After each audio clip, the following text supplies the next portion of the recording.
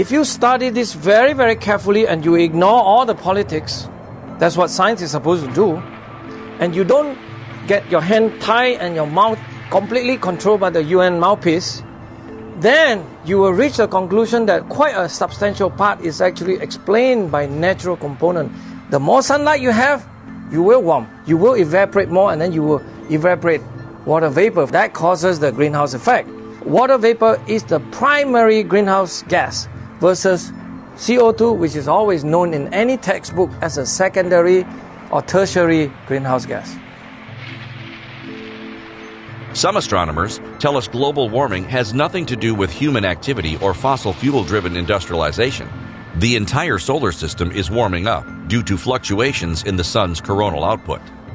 Carbon dioxide in our atmosphere is a cycle that is driven almost entirely by our sun and has very little to do with human activity.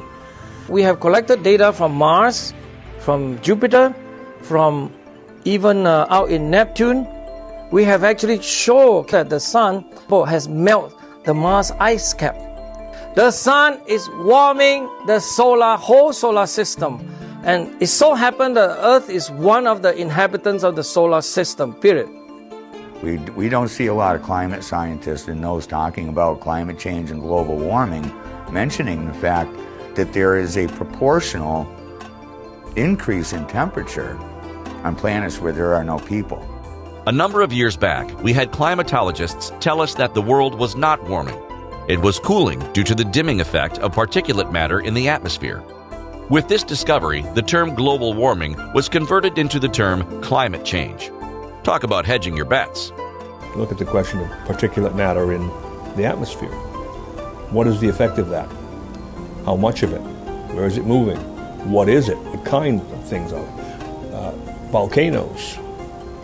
Volcanoes emit carbon dioxide, sulfur dioxide, sulfur trioxide, carbon monoxide. Think of all the elements and compounds that are emitted. What is that effect? Whether or not climate change is an existential threat, the United Nations is marching forward and using it to justify the central planning of not only the land, air, and water, but all resources, plants, animals, and humans on the planet, as we discussed earlier.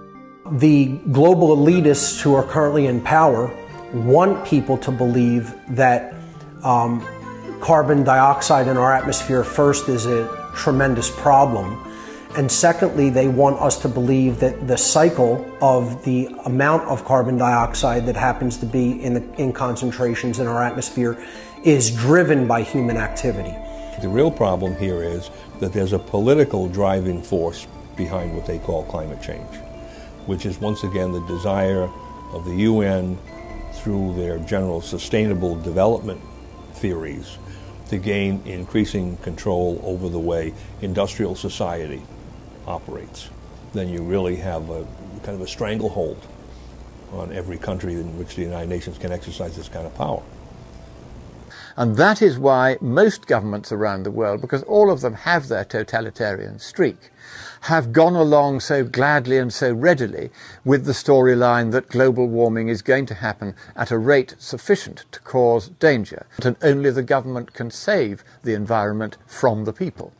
The solution is always more government control, more taxes, and less freedom for you.